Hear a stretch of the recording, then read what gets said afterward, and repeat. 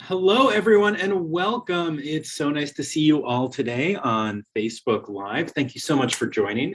And today we are going to continue our second and final in the series of Who is a Jew, and specifically looking in the modern context of the Reform movement adopting what is called the patrilineal descent resolution.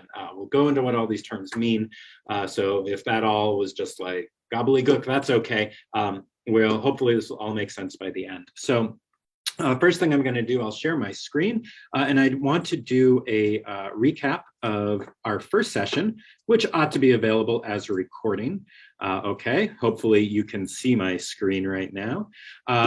And a recap of what we did in our first session, which is looking at the historical context. I'll recap that, but first, just a word about me and my own biases when it comes to this topic, so you are all aware. I shared this last time, but I know we'll have some people who are tuning in for the first time, so I will just share this as a reminder. So there is me, charming as always. I probably made the same not very good joke 2 weeks ago. I'll probably make it again next time I throw up a picture of myself. That's my goal for all of these sessions, right? But there's me. And here's a little bit about my background.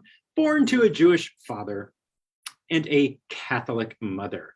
My mother, born in Poland, in fact, to a family of Catholics. That side of the family still lives in Poland. That's a session for a different study or a different topic. But nonetheless, that is how I come into the picture. So I am the product of an interfaith marriage, and an interfaith marriage where my father was the Jewish one, my mother was not, which is significant when it comes to the topic of Jewish identity, as we discussed last week and as I'll touch on briefly right now. But the real consequence of this is that you are listening right now to what some would consider to be a not Jewish, well, the whole thing would be in quotes, I suppose, a not Jewish rabbi, or you would put quotes around the rabbi too, but nonetheless, based upon the fact that I was not born to a Jewish mother and I have not converted, as one would who is not born Jewish, then for a lot of the Jewish world, I am not considered to be Jewish.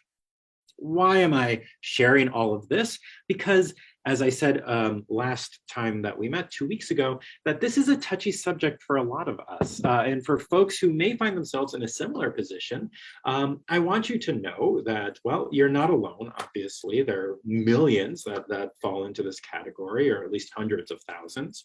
But also, it's my background as well. So I want to be upfront about that. And if this is something that you struggle with, of feeling like maybe you're not authentically Jewish, whatever that might mean, please do give me a call, send me an email. I would love to talk to you.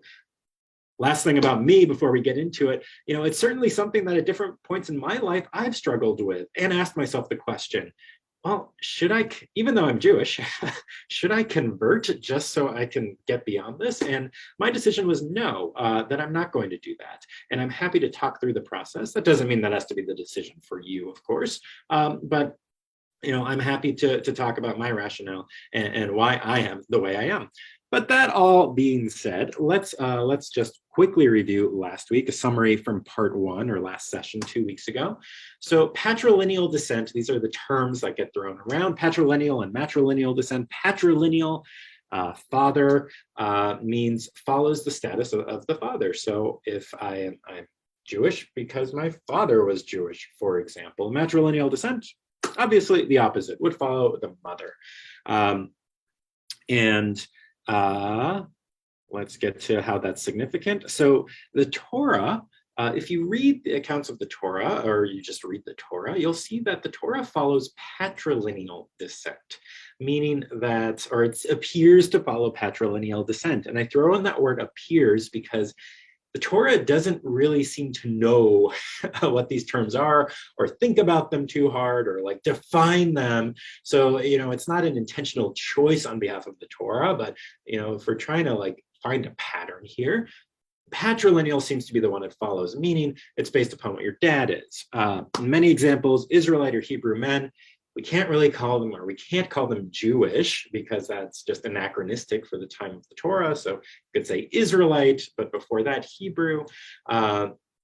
So the examples of folks in this category: marrying a Gentile, for lack of a better term, a non-Hebrew or non-Israelite woman, and then the children that they produce appear free of social stigma. So the Torah doesn't say anything bad about them. They seem to have just fine lives, be accepted in society fully without question. The Torah seems utterly unconcerned with them, let alone disparaging them, saying these aren't really legitimate kids or something like that. The Torah could say that, but it does not. So that's Torah. And then, there's this thing from Ezra and Nehemiah, but it's some people, which comes in the Hebrew Bible, but not the Torah, that some folks have said, well, this is evidence for it because they want to find evidence somewhere in the Bible, even if you can't really see it in the Torah. But as we talked about last week, it's not clear cut that that's really evidence for a shift to matrilineal. The first real concrete evidence we have comes from the Mishnah, which was redacted or written down essentially around the year 200 of the Common Era. To be fair and to be clear about it, it doesn't mean that is when the principle first appeared. They didn't just come up with everything right then and write it down that day. These are traditions that existed for presumably generations, plural, prior to being written and seen as authoritative. So how long was that? There's no theories. There's no clear way to know, but that is that's the first example we have for the matrilineal principle, is coming in about the year 200. So of the Common Era. And then it's undisputed in the Mishnah. There's no argumentation. There's no minority opinion. It's just kind of taken as fact that Jewish status follows the mother rather than the father. So there's some shift between the Torah and this period. We don't know why. There are theories for the cause, but nothing conclusive. And that's kind of the great mystery here. But nonetheless, our takeaway as we move forward and look toward modernity is that once this was established from the year 200-ish, that we have the written record of, uncontested until modernity, meaning that it didn't really come up again. No one ever said, are you sure about that? And we touched about this very briefly at the end of the last session, that partly it was because it was almost a non-issue in the sense that if you think about history at this time, this time being 2,000 years almost, 1,800 years, something like that, Jews were living in segregated communities, for lack of a better term, meaning, and this is true in the Ashkenazi world, in the Sephardic world, the Mizrahi world, of Jews living among themselves in their own communities, oftentimes, usually speaking their own language, wearing their own style clothes, eating their own foods. Not that there wasn't sharing and communication between groups and neighbors, figurative neighbors, if not literal ones. But in general, society was segregated. So how would you, even if, first of all, there just weren't intermarriages as a model, so it didn't occur to anyone, or probably wouldn't have, I'm going to do this thing that nobody does. But even if you wanted to, they're very limited opportunities. You weren't going to public school with a bunch of non-Jewish people that you would meet and mingle with and hit it off with. Those kinds of things just didn't happen, right? And on top of this, marriages oftentimes were arranged anyway. We can go on and on for all the reasons that there weren't that many opportunities for most of Jewish history for this to be challenged or for it to really become an issue. And in the times when it did happen, in general, unfortunately, most likely that the husband-wife, if you can call them that, and I say that because marriage was really a religious affair, and there weren't either priests on one side or rabbis on the other, or imams, like in the business of doing these kinds of marriages. So I don't know if you cohabitated. Even if it was not a marriage as done by a religious official, you were essentially shunned or ostracized from the communities. So, which is unfortunate, right? I'm not condoning that, but just giving an example of why then the status of the children that come from that marriage, no one's too concerned about that because they're not in the community. Again, unfortunate, but just a kind of the reality, and why this just was kind of not forgotten about, but just wasn't an issue until, of course, it was.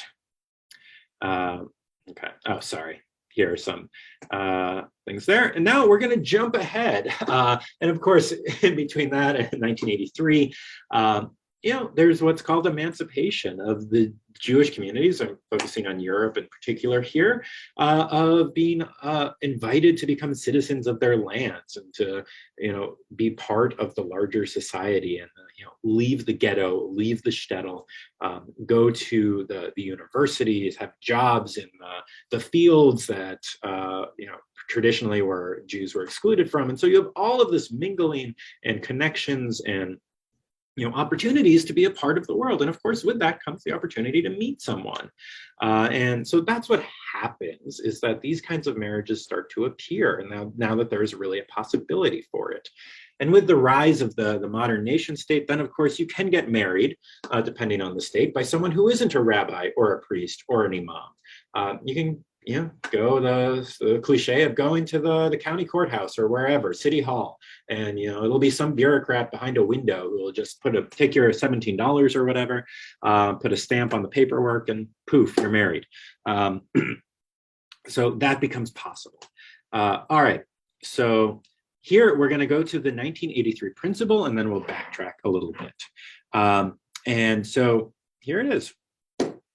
Or the 1983 resolution, I should say. I'll just read it quickly. You see it's not too long. The Central Conference of American Rabbis, define that at the bottom. That is the professional organization of Reform rabbis. It's the one all of your rabbis here at Temple are members of, as well as essentially all Reform rabbis in North America, dues-paying members. And one of the many things that the organization does is put out resolutions, policy positions like this. So here's this one. Declares that the child of one Jewish parent is under the presumption of Jewish descent. This presumption of the Jewish status of the offspring of any mixed marriage is to be established through appropriate and timely public and formal acts of identification with the Jewish faith and people. The performance of these mitzvot commandments serves to commit those who participate in them, both parent and child, to Jewish life. Depending on circumstances, mitzvot leading toward a positive and exclusive Jewish identity will include entry into the covenant, acquisition of a Hebrew name. These are the examples of what those things would be. Torah study, a bar or bat mitzvah. Sorry, I don't know why that says bar/bar mitzvah, bar/bat mitzvah. And Kabbalat Torah, which is one term for the confirmation ceremony, which takes place in many Reform synagogues at 10th grade. Some do it at 12th grade, but sometime in high school, a group ceremony of committing to Judaism formally. For those beyond childhood claiming Jewish identity, other public acts or declarations may be added or substituted after consultation with their rabbi. This is it. So a few notes about this resolution. And this resolution, by the way, was perhaps the most controversial resolution in North American Jewish history. That sounds like a bold claim, but I think I can back it up. And I am also including among that the decision to ordain women, which shouldn't be controversial, but was at the time, and was groundbreaking, earth-shattering. That the Reform movement did this despite the other movements at the time, saying this is not possible, this is not Jewish, this is not acceptable. And of course, the conservative movement that followed, orthodoxy is not there. But even with that, that this, I would argue, is even more significant in terms of the controversy it generated. We'll talk about why. So a few notes about it. The resolution, it covers interfaith families regardless of which parent is Jewish. So note, if you look at the resolution, it doesn't say the children of Jewish fathers and non-Jewish mothers. It just says the children of an interfaith marriage. Doesn't matter the gender of the parents or which one is which. And the resolution also creates a new requirement. So a child with a Jewish mother who does not engage in Jewish acts, for example, interfaith family, child, Jewish mom, non-Jewish father, and the family either does not adopt any religious practice or adopts the father's religious practice, let's say. So that child nonetheless is Jewish according to Orthodox and conservative movements, meaning if you're born to a Jewish mother, you're Jewish, period. Even if you don't know you're Jewish, because it is simply something that is passed down. It's not something that you get really a say in. You're simply born that way. However, according to this resolution, that child is not Jewish because that child does not engage in these public acts of identification that were listed in the resolution. So it creates a different requirement that it's not enough to just be born with a Jewish parent. You actually have to do something Jewish, which they gave some examples there, but it's not exactly clear what specifically, but you have to be Jewish in your practice, in your life, in some way for it to count. Otherwise, it's not enough to simply be born that way. So this is where we're going to backtrack. You may be wondering, what happened to children born before 1983? And first of all, the resolution, I presume, is meant to be retroactive, meaning, if you were born in 1982, it's not like, well, I'm not Jewish because I wasn't born, I was born too early by a year or something.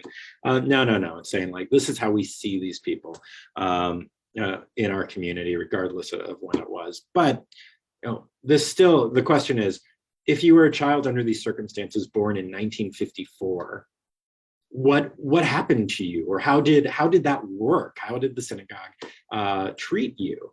And for that, we have to go back to 1947. And we could, of course, go back further and further, but here's the 1947 resolution. So it says that children of non-Jewish mothers must convert, in line with what Orthodoxy and conservative movement, other Jewish movements say to this day. So that's the traditional stance. You're not Jewish. However, the 1947 resolution decided that conversion could look a little different than we think of it. Conversion typically means that you go before a Beit Din, a panel of rabbis, who ask you questions, you answer them, and the rabbis affirm that they are satisfied with your studies and your theology and whatever it was they asked. And then you go to mikvah, you immerse in the ritual water of the mikvah, and then upon that is how you become Jewish. That is the process of conversion. When someone says, I'm converting to Judaism, that's what they're talking about, going through those steps. And of course, the classes and the preparation to get to that point, but those are the formal acts that count as conversion. But in 1947, they redefined conversion to something very different. And here it is quoting. With regards to infants, the declaration of the parent to raise them as Jews shall be deemed sufficient for conversion. So if a child is born, baby's born, a couple days old, it could be a couple months old, I don't know what time limit they're going to put on it here, you get the idea. And parents meet with the rabbi at some point and say, we're planning to raise this child as Jewish. Done. That child is Jewish, even though they don't have a Jewish mother. Good enough, or it's not good enough. They have now converted to Judaism simply by the parents saying, yeah, we want this child to be Jewish. Okay. For older children who didn't have that conversation, their parents didn't have the conversation with the rabbi, then they may attend religious school like their peers, and the ceremony of confirmation at the end of the school course shall be considered in lieu of a conversion ceremony. I mentioned a confirmation is often at 10th grade, and they're saying at the end of the school course. A lot of synagogues, confirmation at 10th grade, that's the end of religious school. Obviously, the child still goes to 11th and 12th grade of public school or their day school, but for their religious school component, they're done in 10th grade. I hope that's clear. But they're saying that by going through the ceremony, by going to religious school, basically, you are now, you have counted as converting. Interesting, I think. A couple questions, though.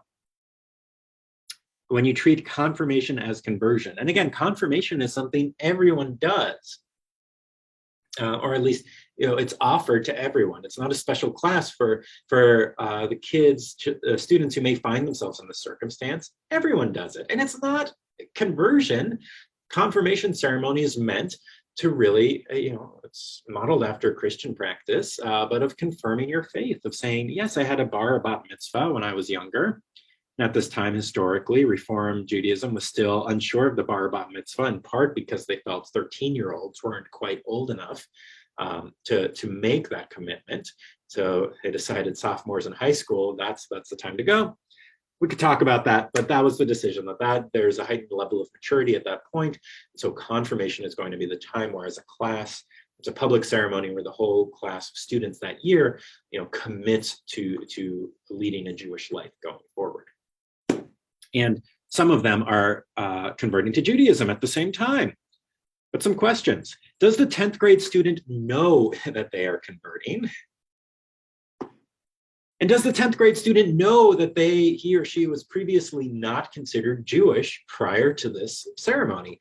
And I am guessing, it's unclear, but I'm guessing the answer to both questions is no, right? That this is meant as like a backdoor conversion, that we have these children who, according to their status, they're not technically Jewish, but we want them in our community. We're not about to tell them you're not welcome here. And we really don't want to tell them, hey, by the way, you're not really Jewish.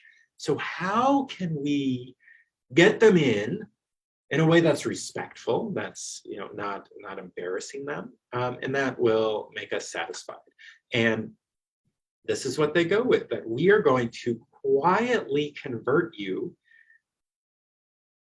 through a ceremony that's not conversion, and without you knowing it. So at the end of the day, by the time you are done with your religious school teaching, you're in high school, you are, by our definitions, just as Jewish as anyone else. And it won't be an issue for marrying or marriage, or anything else, because, again, 10th grade, so presumably people aren't getting married at that age. This is the 1940s, right? But presumably. And you'll be good to go. So this was the 1947 decision. And this is what was in place until 1983. I want to point out another thing from the 1947 CCAR Convention. So at the same time that at the same convention where they make this policy that we are finding this way to, in their view, respectfully allow these children of mixed marriages to become part of the Jewish people, and we're welcoming them. We're not going to kick them out, and we're not going to say they're not Jewish or they need to convert or anything like that. The same time that they're kind of opening the tent, they reaffirm a 1909 resolution on interfaith marriages. And that 1909 resolution said mixed marriages are contrary to the tradition of the Jewish religion and should therefore be discouraged by the American rabbinate. So, one step forward in one sense and a step back, or at least standing in place on the other of, we want to make some change, but at the same time, we really do not think intermarriages are good. We disapprove of them. And if you're curious, if you were, from my research at least, my understanding, if you were a rabbi in 1947, you could officiate at an interfaith marriage. It's not like you would be kicked out of the union or there was a resolution that said you're not allowed to. But the position of the movement was, we'll let our members make their own choices, but our opinion is they shouldn't be doing this. That's kind of, that was the lay of the land at the time. Okay. And again, if you can't find a rabbi that's going to marry you, you could either, if you plan to have a truly interfaith house, then a different clergy member of the other faith, or you can have a civil marriage. You can go to the city hall or the courthouse, wherever it is in your municipality, and get married that way. Also, this is just an interesting tidbit I wanted to share. So in 1953, there was, in my notes I have the gentleman's name, but I can't recall off the top of my head, but he did a survey of 785 American rabbis in the Reform and Conservative movement. So I don't know how many rabbis were around at the time, but this is a pretty large sampling of them. And he found that based on their reports that there are about 1,500 to 1,750 conversions per year, not among the survey participants, but among all the rabbis. So extrapolate it out just like you would do with a survey. You take a sample and then you make your conclusions. So in America, in the United States, there was about 1,700 at the most, under 2,000 conversions each year. 95% of those conversions were as a result of marriage, either immediately after a marriage or immediately before a marriage. I suppose it might not be immediately after a marriage, right? It might be 10 years later you decide to convert to Judaism on account of your spouse. But 95% had something to do with marriage, which means, this blows my mind, hopefully I imagine it will blow yours too. It means there's 75 to 87, I did the math on this, non-marriage related conversions per year nationwide. In 1953, there were less than 100 people in the country who said, you know what, I think I want to be Jewish. Here at Temple, we are likely going to do about 20 conversions this year. Which is about what we do. It's about typical for us the last few years. So just now at one synagogue, one American synagogue, granted a large synagogue, but one synagogue, we're doing a substantial percentage of all of the conversions that were done in the middle of the last century. And I guess, you could draw your own conclusions. The ones I draw from this little factoid here are that in 1953, Judaism was not quite seen as appealing. It was still based on just, I don't know, anti-Semitism in the larger society. If you were Jewish, you hopefully were able to be proud of being Jewish. And it was something that you were glad to be. But if you weren't Jewish, it's very unlikely you would ever say, gosh, that's something I want to do, I want to be like those people. Very, very few people, and I would just love to sit down with some of those less than 100 people and just ask, why? Why are you doing something that's like a 1 in a million thing to do based on the larger population? So just a kind of a reminder of where we were at that time and how far we've come since then, and how things changed. So let's jump ahead. So we went from 1953 to 1978. The UAHC meeting, UAHC, sorry, I forgot to put the spell it out, the Union of American Hebrew Congregations, renamed in the early 2000s to the URJ, Union for Reform Judaism, but same organization, just a different name. So UAHC was the name at the time. So in 1978 is when we see a large shift. The president of the UAHC at the time was Rabbi Alex Schindler. And he said, sorry, I forgot the quote at the beginning here. The time has come for the reform movement and others, if they are so disposed, meaning other movements, gently inviting them. The time has come to a carefully conceived outreach program aimed at all Americans who are unchurched and who are seeking religious meaning. Unchurched meaning just, I don't know, I guess we still use the word today for people who are unconnected to religion. Kind of a strange word in this context, I realize. Meaning that this was his big push for outreach, of suggesting, Judaism traditionally is not a proselytizing religion. We don't have a theological reason or desire to make the world Jewish. But the flip side of that is that, there are a lot of people who think, well, if you're not born Jewish, you really can't be Jewish. And there are religions like that where there is no conversion option, but Judaism you can. And what Schindler was saying was not necessarily to go out on the streets proselytizing or start knocking on doors, but to get the word out that, you can be Jewish. And if you're interested, we'd love to talk to you. Come find us and let's start. So this is when we see the advent of these conversion classes being offered, or intro to Judaism, or exploring Judaism. This is where the initiative starts with him, of his push. And, I don't want to oversimplify it here. He didn't just say, a sentence and it was done. This was a major agenda item of him. I'm taking out a snippet here, but he was a force for what became this outreach effort of the reform movement, of really going out there and trying to be more welcoming to all kinds of people that previously may not have felt welcomed. So in the same meeting in 1978, he said the following: as a case in point, why should a movement which from its very birth hour insisted on full equality of men and women in religious life unquestioningly accept the principle that Jewish lineage is valid through the maternal line alone? So he's questioning this idea of patrilineal descent, or of matrilineal descent, whichever one. He's suggesting in a roundabout way, this is not what we stand for.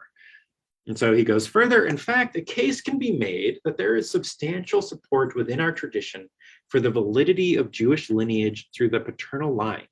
And it is this kind of possibility which we should begin energetically to explore. So he's suggesting it's time. And oftentimes, if you're wondering, usually when someone says, this is an idea worthy of study, it's a gentle way of saying this is never going to happen, right? When it's referred back to committee, so to speak, to use the cliche, that means you're never going to see it again. It's never coming out of committee. It's gone. But that's not what Rabbi Schindler meant here, and that's not what happened. So this was actually the groundwork in 1978 for the formation of, first of all, a committee. This was serious and thought out. The committee was formed upon this, that would study this, and that committee ultimately is the same one that brought the resolution in 1983, which was then voted on and adopted. So it really did start here, and he really was genuine about this, and that's what led to what happened in 1983. It wasn't just someone one day said, hey, I think it's time to change. This is how that process really got going. So let's talk about some of the aftermath of the resolution. And some of this will surprise you, some of this probably not. So the first, this is the part that will likely surprise you. Within progressive Judaism, progressive reform, what's the difference? Here in North America, we call it Reform Judaism, and most, if not all of the rest of the world outside of Canada, it's referred to as progressive Judaism. People will say it's the same thing, but as we'll see, it's not exactly the same thing. So this came from the Israel Council of Progressive Rabbis. So our equivalent, the Reform movement's equivalent, but not quite equal, in Israel. If we affirm we are an integral part of the Jewish people, we cannot limit our horizons to the Reform movement in North America alone. So what they are saying, and they issued this very quickly after the 1983 resolution was adopted, what they're saying is we don't just follow what they do over there in the States. And let me see, we'll go to the next one next. So and then they go on in their statement that they reject this resolution.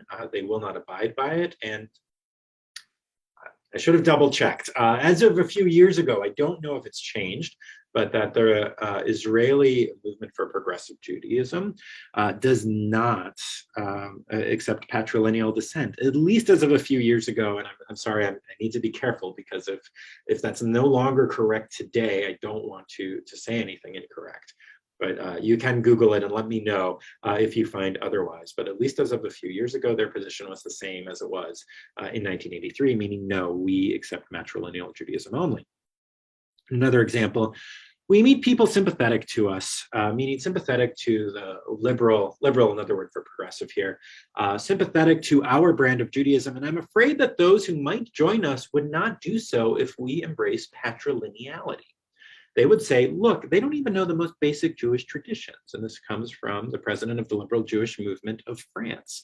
So saying, in the Jewish world, there are people who are like, yeah, I don't really agree with all the things the Orthodox movement is doing. I see what you guys are about. And, okay, I can get behind that. But what he's saying is, if we were to do this is so precedent shattering from what is considered normative Judaism for, again, 2,000 years almost, that people are going to say, no, those aren't even Jews anymore. those people are nuts. Sorry to be a little dramatic there, but that's what he's getting at. And I think that's my only, my only two there, but that's indicative of kind of the response throughout the world outside of North America. And also in Canada too, the reform movement in Canada does not accept patrilineal descent. And I'll share a little more of my personal story here. So I think I mentioned this in the first session, that this was actually the topic of my rabbinical school thesis. We have to write a rather lengthy paper in our final year of rabbinical school. And this was the topic I chose, patrilineal descent, in part because of what I shared at the beginning of this, that I'm the product of patrilineal descent. So it's always interested me, and I have a personal connection. And so when I was applying for jobs at the end of rabbinical school, we do this thing, or we did, it's changed now, but it used to be any congregations who needed a job, that we would all converge on one campus of HUC and do this like speed dating thing where you'd get, I don't know, 25-minute, maybe there were 45-minute interviews, and then you would go to the next room and interview somewhere else and whatnot. And they had copies of our resumes, our CVs, and some other stuff. And on the resume, it says what you put what your thesis title is. And I put mine was patrilineal descent. And so there were two communities from Canada that were looking for rabbis that I'd applied for and that were interested in interviewing me. And one of them, in my memory at least, the very first question they asked was, I see you wrote you're writing, we're still in school at the time, you're writing your thesis on patrilineal descent. Do you support patrilineal descent? And I said, well, yes, I do. Okay. Are you the product of patrilineal descent? Well, yes, I am. And there were no further questions on the topic, and I never heard back from them. Could be for all sorts of reasons, right? But I think that had a big one to do with it. And then the other community, initially, and I was going through my emails here trying to remember it, and oh, wow.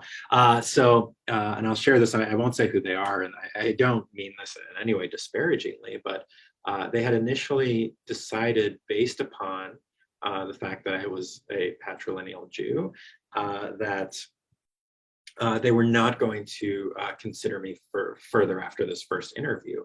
And actually had one of my mentors reach out, who was able to find out that that was the reason, that they liked me, except they felt they couldn't go forward because I wasn't, in the eyes of their movement, Jewish.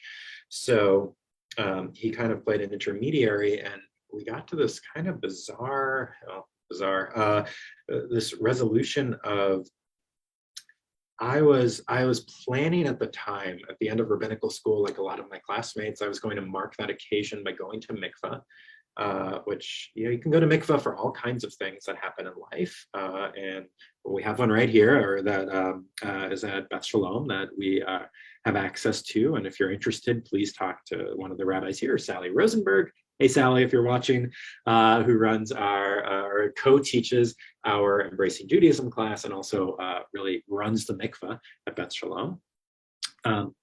And so I'd been planning to go to mark, becoming a rabbi.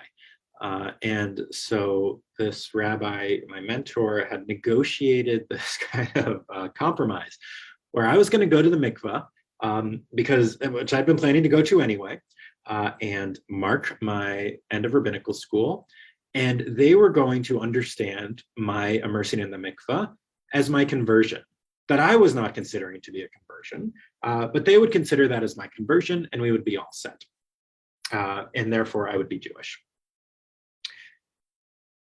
Anyway, so that didn't happen, and I did not end up going to that community either, but just to give an example of how serious this is and how it still plays out, and this was when I was ordained in 2014. And again, I should have looked up ahead to see if it's changed, but I can't imagine that it has changed since then in Canada. So still, in other parts of the Jewish world, the progressive or Reformed Jewish world, this decision is not accepted. So that's the part that may surprise you, to know that we're not necessarily all on the same page, in that, and it shouldn't surprise you, that what a bunch of rabbis in America say we don't get to dictate what the rest of the world is going to do. And we should be okay with that, that there should be some level of autonomy, and we're not the ones in charge. Just like, in some bizarro world, if we found out, well, the rabbis of New Zealand, the Reform rabbis of New Zealand all got together, so now we have to do this, or now Purim is now going to be observed 3 days earlier or something. You're like, what? No, it's not. We don't accept that. So just by way of example. And now within the larger Jewish world, this is the part that I don't think will be that much of a surprise, but just to get a taste of how definitive the response was, let's say. This comes from the director of the Yeshiva University's Rabbinical School, an Orthodox Rabbinical School. Yeshiva University is in New York. Adoption of the patrilineal principle is an eloquent statement of disassociation with the Jewish community, meaning that the Reform movement has just gone, we're all on the same path, and the Reform movement just shot off into left field, is no longer, it's not just another branch of Judaism, but as far as we consider it, they have just left the general tent of Judaism, along with the other denominations. And then from the conservative movement, the former president, Rabbi Arnold Goodman, the Reform movement, by its unfortunate resolution, has split off from normative Judaism. So essentially saying the same thing in different language, different words.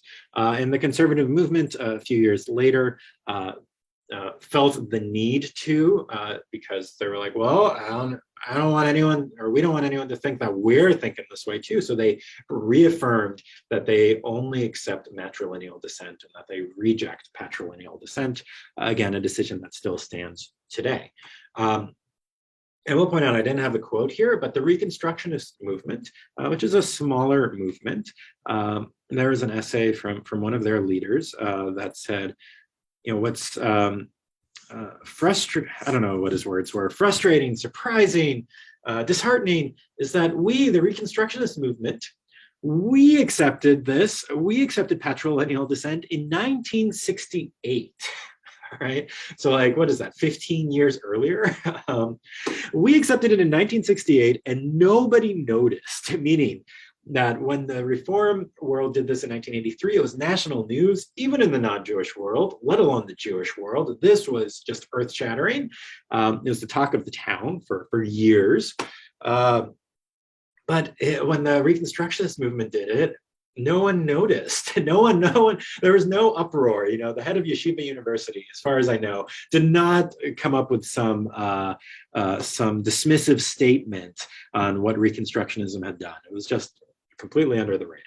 I also want to point that out, that the Reconstructionist movement, the Reform movement adopted this and it was so earth-shattering, but the Reform movement was not the first movement to do this. So credit where credit is due. The Reconstructionist movement was the one that really went out on the ledge first and said, we are going to break with thousands of years of precedent to embrace Jews of mixed marriages with a Jewish father. And then shifting ahead to the 1986 CCAR Convention, so a few years later, 3 years later, perhaps what was not anticipated during the debate, meaning in 1983 when they adopted the resolution on patrilineal descent, perhaps what was not anticipated was the intensity of negative reaction. This came from Rabbi Jack Stern, the president of the CCAR at the time, so saying, whatever what we were worried about, thinking about when we were deciding how to vote on this, we didn't expect that the rest of the world would react so strongly with so much anger at this ruling. Which, with the hindsight of history, right? I look at this and be like, really? But then again, that's because I have the hindsight of history, of knowing how it happened. So let's take him at his word that it wasn't clear at the time how dramatic or what the implications were going to be. So he says that acknowledgement that we have really burned some bridges as a result of doing this, but goes on, any consideration of rescinding the resolution on patrilineality is entirely beyond the realm of possibility. So despite the blowback we are getting from the rest of the Jewish world and from progressive Jews outside of America, even, remember, despite all of this that's coming our way, we are not going to change our mind. And there was talk, believe me, that in these years of rabbis, either who didn't vote for it the first time, it wasn't a unanimous decision in 1983, and maybe from those that voted for it but weren't strong supporters of it, or maybe they were strong supporters of it but they changed their mind. But the point is, there was talk among Reform rabbis of, you know what, no, this was a bad idea. Let's think about this again and take this back. So it was a possibility, right? So if enough people say that, then anything can be taken back. All you need is a vote. But the president, sorry, let me put his name back up there, of the CCAR at the time, very forcefully said a few years later, absolutely not. We are not going back. And this is here to stay. So that leaves us with the question, was it worth it?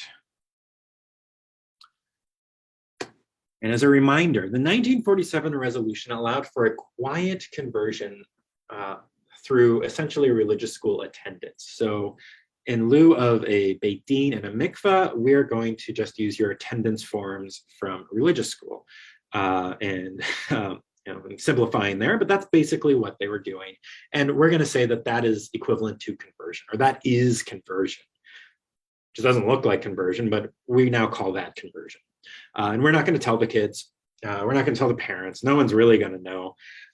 And that way it's kind of almost a legal fiction, so to speak.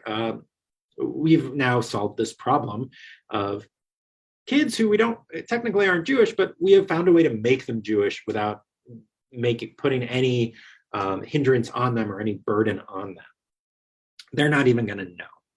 And by the way, in my research for my thesis, I don't remember which movement it was, but there are stories, the same thing happens in other movements. And it's the same issue of rabbis who, what are you going to say to a 7-year-old kid? Yeah, you come here every week or you're, whatever, but, no, you're not actually Jewish. Like, no one wants to say that. No one wants that. That's horrible. I'm really grateful. And this is part of the reason I'm in a movement where I don't ever have to say that, because I would never say that. And I feel for colleagues who don't have that ability or that discretion based on their ideological leanings to be able to do that, because they don't like it. But so one example I wanted to share was of a rabbi who prior to this would solve this by taking a field trip to the mikvah as just part of the bar bat mitzvah process. I guess it's not a field trip, right? You only go to the mikvah one at a time, but whatever. Either require as part of the bar mitzvah or bat mitzvah prep process that everyone goes to the mikvah to have a Jewish experience before. And same example, right? And they're not doing it because they want everyone to have an experience with the mikvah. They're doing it just to convert all the kids without letting them know that's what they're doing, and therefore everyone does it. No one actually knows the real reason why, and it solves the problem. And from the minutes, I want to, as we wrap up, just share during all the minutes were recorded. You can read through them if you would like. But during the debate, there was a rabbi who said, "If it ain't broke, don't fix it." Meaning, this was working just fine. The rest of the Jewish world didn't either know what we were up to, or they weren't bothered by it because it was so kind of a wonky workaround that we were all fine with it.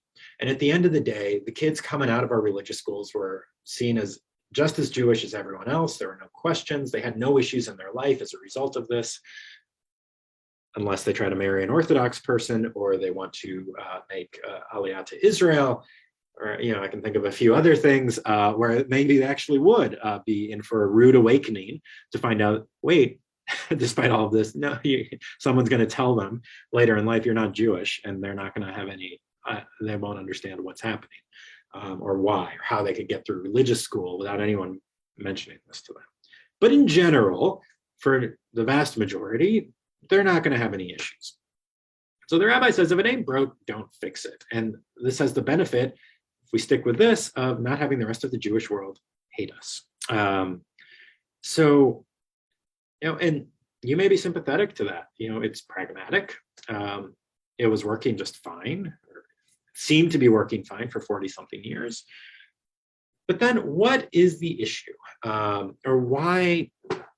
I'll stop sharing my screen right now and just give my final thoughts as I wrap up here. That I think it was broke, that it is insulting and delegitimizing, patronizing to say that I'm going to convert you through a ceremony that's not conversion, and that you won't even be aware of, for my own benefit, so that I don't have to deal with the blowback from everyone else. And so that, yes, you're accepted, but not enough that I'm willing to stick my neck out there and say, no, you're actually just as Jewish as anyone else. Doesn't matter what my colleagues in other movements are going to say or think or write. So I would say that no, it's not as, that it is broke. And that if we do want to follow Rabbi Schindler's call to be the movement of outreach, which has been Rabbi Rick Jacobs and Audacious Hospitality expanded on, of really truly welcoming people, then we have to actually say those words, and we have to be willing to take stands that we know are going to be unpopular, and say, it's not just that we will, we welcome all people regardless of whatever race, gender, their religious background. But no, we actually have to put that in writing and be willing to stand up and say that, even if we know that other movements are not going to appreciate it. So, I think that it's really, for me, and I shared my biases at the beginning, right? So take it for what it's worth, but it's something that makes me really proud of the movement, that they stuck with this deeply unpopular decision, because what they were saying is, we recognize you as a legitimate Jewish person for who you are, without these secret little, legal fictions to make it all work out okay. But no, we're not going to do that to you, and we're not going to be patronizing in that way, and we're not going to tell you need to convert to a religion that you already are, by our view. What are some of the consequences of this, though? And there are real consequences to this day. Like I said, the Reform movement and the Reconstructionist movement are the two who recognize Jews of patrilineal descent, but the other movements do not. And again, this is North America, or really the United States. Outside of the United States, I can't say definitively, but it's certainly not accepted by all of the progressive or liberal movements outside of the United States, if any. I'm not exactly sure right now. But it creates issues that there were attempts in the 80s, just as there are now, but of projects that were multi-denominational. There was an example of a Beit Din, meaning a community conversion program in Denver, Colorado, that had Orthodox and Reform and conservative rabbis who were all participating in this. And they had several hundred students going through, and the people who came through the Beit Din would be seen as Jewish, and their certificates were signed by all denominations, and they were seen as Jewish, whether they went to the Orthodox synagogue or the Reform synagogue. And it was really it was radical. This isn't something that really happens. Being able to do a Beit Din where all the branches come together. And the Denver Beit Din disbanded in 1983, and that is not a coincidence. That is because the rift became untenable. And politically, even if the local Orthodox rabbis, I don't know, but I'll presume that they respected their colleagues, but they were getting so much pushback and vitriol from their colleagues outside of Denver, saying, how can you work with these people after what they've done, that they could not. And that was the end of that. And so a lot of, imagine what could have been in the name of Jewish unity that just never happened, either was disbanded or never came to be, as a result of this radical shift here. Some of the other issues, like I said, that you're talking to a rabbi or listening to a rabbi who's not even seen as Jewish by a lot of the Jewish world. And that is an issue in a lot of ways. And that does create issues here. I'd be lying if I said it didn't.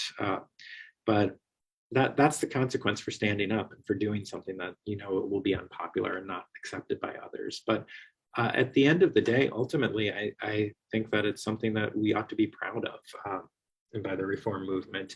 Do I think other movements are going to come along? I don't, or at least it's hard for me to imagine that. But maybe that's okay.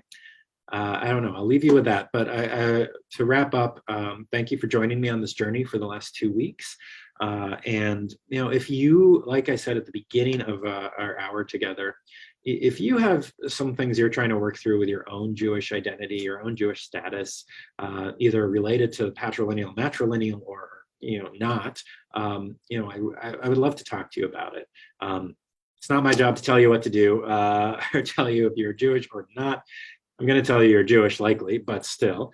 But I can definitely, I would love to listen, because I know, one of the hallmarks of being Jewish is having the guilt of feeling you're not Jewish enough, no matter how Jewish you actually are. So that is a common feeling, and that isn't one that you should suffer from, or anyone should have to suffer from without a chance for some other perspective. So I'd love to talk to anyone. You can find my email on the Temple website. It's Rabbi Jeremy at timemphis.org. Or again, you can find it online, or you can call Temple. I'd love to talk. So thank you so much for joining me tonight. And take care. Have a wonderful night, everyone. Bye.